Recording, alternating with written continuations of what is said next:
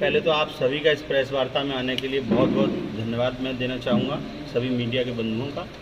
ये मैं शुभम सिंह, सदस्य जिला पंचायत समाजवादी पार्टी मैनपुरी जनपद। जिस दिन निकाय चुनाव की काउंटिंग हो रही थी उस दौरान मैं लगभग 9 साढ़े 9 बजे के आसपास वहाँ सोनी पेट्रोल पंप के पास पहुँचा था। तो वहाँ मैं खड़ा हुआ था और वहाँ जो घटना हुई मेरे साथ वो मैंने तहरीर लिख के दी और पुलिस ने पूरी तरह से जांच करने, चूँकि ये मामला समाजवादी पार्टी के ही 10 साल लगातार विधायक रहे राजू यादव के खिलाफ था, तो इसलिए पुलिस ने पूरी सतर्कता बरतते हुए लगभग 15 वीडियो फुटेज वहाँ से रिकवर किए उस पेट्रोल पंप के से। और उसके बाद वो वीडियो फुटेज मुझे कल दिखाए गए।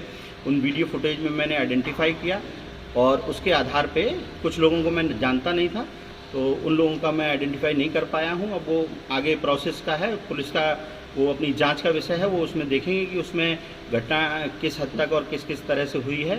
और वीडियो फुटेज के आधार पे जो पुलिस ने प्राथमिकी में पाया उस आधार पे ये FIR दर्ज की गई राजू यादव और बंटी यादव के खिलाफ। घटना क्या हुई थी आपसे जानना चाह रहे हैं? घटना मैं खड़ा हुआ था, ये मतलब लगभग 40-50 लोगों के साथ विधायक जी आए और विधायक जी ने आते आते एकदम से मेरे ऊपर डायरेक्ट पर्सनल अटैक करना शुरू कर दिया कि तुम नेता बने फिरते हो और कहाँ थे अभी तक, और ये इस तरह की बातें करते हुए जब मैंने उसका एक्शन का रिएक्शन किया तो वो एकदम हमलावर हो गए। और अगर मतलब सिचुएशन ऐसी हो जाती कि मैं उनको शायद ज़्यादा जवाब देता तो वो उसी समय मेरे मतलब हो सकता है मेरे साथ कुछ बड़ी घटना भी कर सकते थे। वो घेरा बना के खड़े हुए थे जो उन वीडियो फुटेज में भी आया। क्या कारण क्या रहा आपके पर इस तरह से हमला करने का? अब ये तो उनका आप कह सकते हैं कैरेक्टर है। मैं ही नहीं, पार्टी के बहुत से लोग उनसे इस तरह से परेशान रहे, पूर्व में भी रहे हैं। उनकी कार्यशैली इस तरह की है कि अगर आप मेरी चमचागिरी करोगे तो समाजवादी पार्टी में काम कर पाओगे या आपको सम्मान मिल पाएगा, अन्यथा जो है अन्यथा की स्थिति में मैं समाजवादी पार्टी मैनपुरी जनपद की मैं ही चलाता हूं। मेरे हिसाब से टिकटें होती हैं, मेरे हिसाब से। जबकि आप ये देखिए मेरा कोई व्यक्तिगत उनसे वो नहीं था, ना ही मैं चुनाव लड़ा, ना ही मैंने किसी पार्षद की या सभासद की कोई सिफारिश की, ना ही किसी को टिकट दिलाने की। मैं जिस वार्ड में निवास करता हूँ उस वार्ड को भी खुला छोड़ दिया गया था। तो ये पार्टी का नेतृत्व का डिसीजन होता है। लेकिन बाद में मुझे पता चला था कि ये पार्टी नेतृत्व की जगह उन्होंने अपने क्या कहते हैं कार्यालय की जगह अपने व्यक्तिगत कार्यालय से बी फॉर्म बांटे थे। तो अब वो ये कहते हैं कि पार्टी जो है मेरे हिसाब से चलती है, मैं जो चाहता हूँ पार्टी से कराता हूँ। तो इन्हीं सब चीज़ों का छोटा मोटा यादव के ज़्यादा नज़दीक हैं वो, इसलिए ज़्यादा विरोध है क्या? अब नहीं, अब नज़दीकियाँ किस लेवल पे कहीं जा सके कि उसका पैमाना क्या है पंकज जी, किस तरह से आकलन किया जाता है ये तो मैं नहीं समझ पाऊँगा, क्योंकि वो स्वयं चुनाव हार गए। और उसी चुनाव को जब आदरणीय डिम्पल यादव जी यहाँ आई, मैनपुरी की जनता ने सराखों पे बिठाया, हमारे समाज ने, दलित समाज ने भरपूर समर्थन और वोट दिया। और उसके बाद उन्होंने व्यक्तिगत रूप से समाजवादी पार्टी से इस चीज़ का कोई लेना देना नहीं है।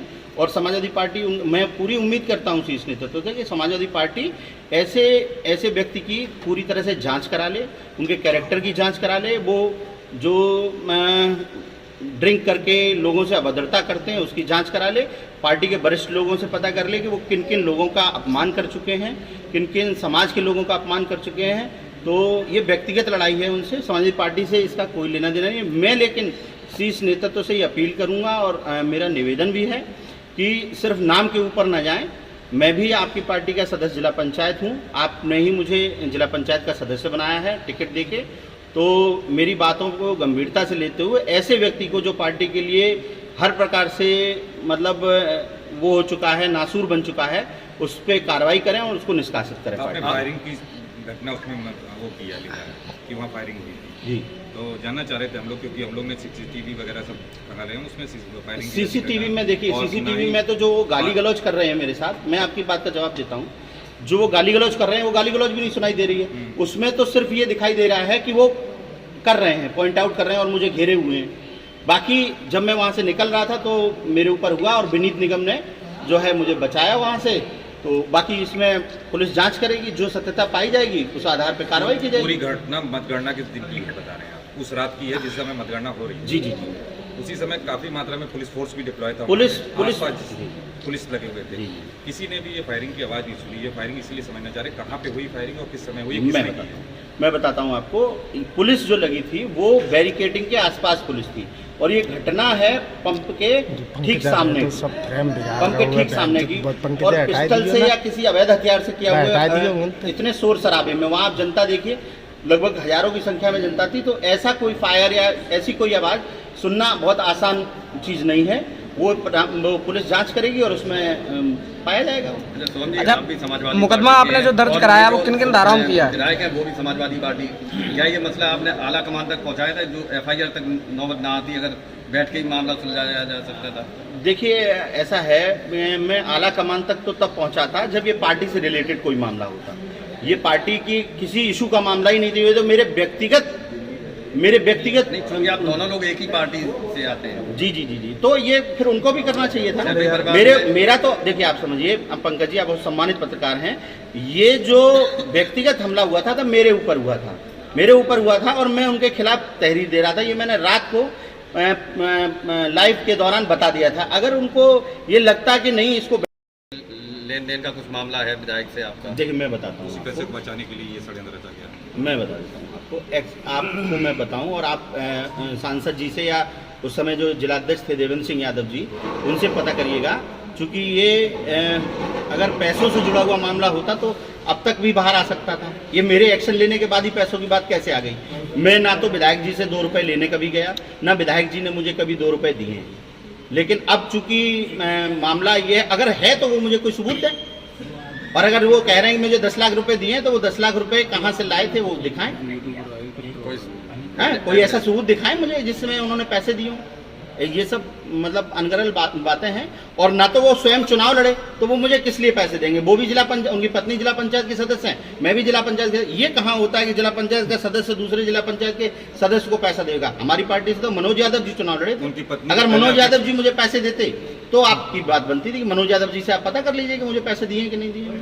क्योंकि इससे पहले चर्चा थी, उनके विधायक की पत्नी को जिला पंचायत अध्यक्ष के तौर पे बतौर पेश किया जा रहा है, इसी चक्कर में पैसे के लेन देन हुआ है, ये बताया जा रहा है। चर्चा तो सतीश यादव जी की भी थी, चर्चा तो जो और अन्य लोग जीते थे उनकी भी थी, तो सबने इसका मतलब मुझे पैसे दिए होंगे।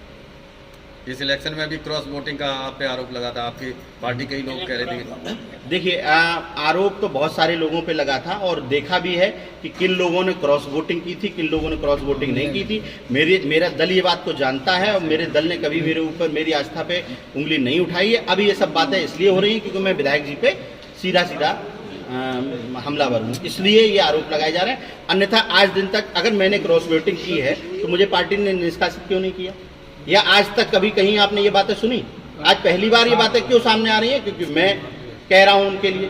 तो ये सब ऑब्वियस है, ये तो राजनीति का हिस्सा है। किसी से किसी से बात हुई है? नहीं, अभी तक मेरी किसी से भी बात। कल आप लाइव में भी आए थे और आपने बताया था कि पत्रकार का जिक्र किया था, बोला पत्रकार वहाँ मौजूद था। उस पत्रकार से जब पत्रकारों ने वार्ता की तो उसने बताया कि इस तरह की घटना जो शुभम सिंह ने लिखवाई है उस तरह की घटना नहीं हुई है। जी। हालांकि कुछ हॉट टॉक जरूर हुआ। मैं पत्रकार भाई हमारे आफाक अली जी थे, मैं नाम भी बता देता हूँ।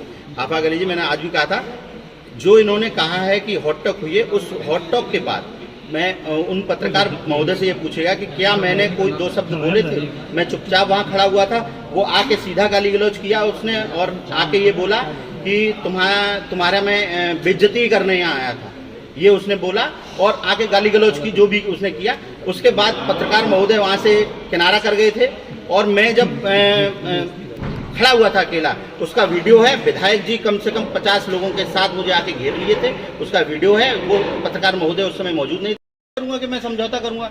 और ये मेरी जमीन से जुड़ा हुआ मामला नहीं, ये मेरे व्यक्तिगत कैरेक्टर से और मेरे अपमान से जुड़ा हुआ मामला था। तो मैं समझौता किसी भी रूप में करने को तैयार नहीं था। अगर उनको करना था समझौता या कुछ कहना था शीर्ष नेतृत्व के कान में उनको डालते तो मैं बात करता, लेकिन मुझसे किसी ने बात नहीं की है। और लोकसभा जो अभी उपचुनाव हुआ था उसमें दलितों ने काफी भारी मात्रा में डिम्पल यादव को वोट दिया था। इस तरीके से जो आपके साथ घटना हुई है, ये घटना देखिए, डिम्पल यादव जी हमारी सांसद हैं और पूरे दलित समाज ने नहीं, हर समाज ने, ब्राह्मण से लेकर वाल्मीकि तक, मैनपुरी की जनता ने उनको समर्थन दिया था, उनको जिताया था। दलित समाज की भी उसमें महत्वपूर्ण हिस्सेदारी रही थी और मैंने बहुत मेहनत भी की थी उस चुनाव में और आगे भी करेंगे। और रही इसकी बात, तो ये विधायक जी से जुड़ा हुआ मामला है। ये समाजवादी पार्टी से ना तो समाजवादी पार्टी ने मेरा अपमान किया है, ना ही समाजवादी पार्टी के किसी ऐसे, ये व्यक्तिगत विधायक जी ने जानबूझ के हमला कराया है, अपमान किया है। ये व्यक्तिगत विधायक जी का और मेरा मसला है।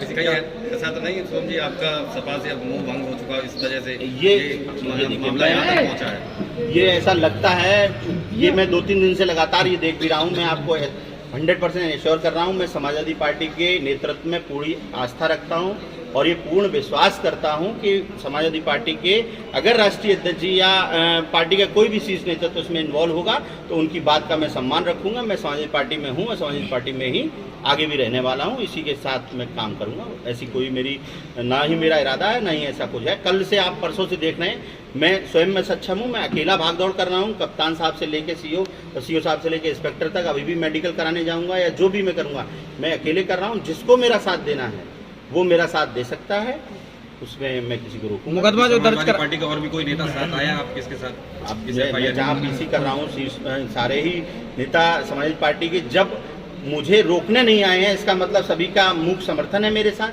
सभी का पीछे से मेरे साथ समर्थन है, क्योंकि इनसे मैं ही अकेला परेशान नहीं हूँ। मैंने तो आवाज़ बना हूँ, मैं उन लोगों की आवाज़ बना हूँ जिनको विधायक जी ने हर रूप से दबाया है, कुचला है और उनको आगे नहीं बढ़ने दिया, उनका अपमान किया है। आज एक बात है कि शुभम सिंह उनकी आवाज़ बन गए हैं, अदरवाइज सभी लोगों का मेरे साथ समर्थन है, सभी लोग मेरे साथ हैं। आपको नहीं लगता कि कहीं ऐसा ना हो कि पार्टी शीर्ष नेतृत्व आपके खिलाफ कोई कार्रवाई कर दे ये कदम उठाने के बाद? वैसे मुझे ऐसी कोई उम्मीद नहीं है कि पार्टी का शीर्ष नेतृत्व अगर मेरे खिलाफ कोई कार्रवाई करेगा तो मैं उसको स्वीकार करूंगा। अगर मैं गलत हूँगा तो डेफिनेटली मेरे खिलाफ कार्रवाई करेंगे और होनी चाहिए मेरे खिलाफ कार्रवाई। लेकिन अगर विधायक जी गलत हैं, विधायक जी ने मेरा अपमान किया है, दलितों का अपमान किया है, तो विधायक जी के खिलाफ भी कार्रवाई होनी चाहिए।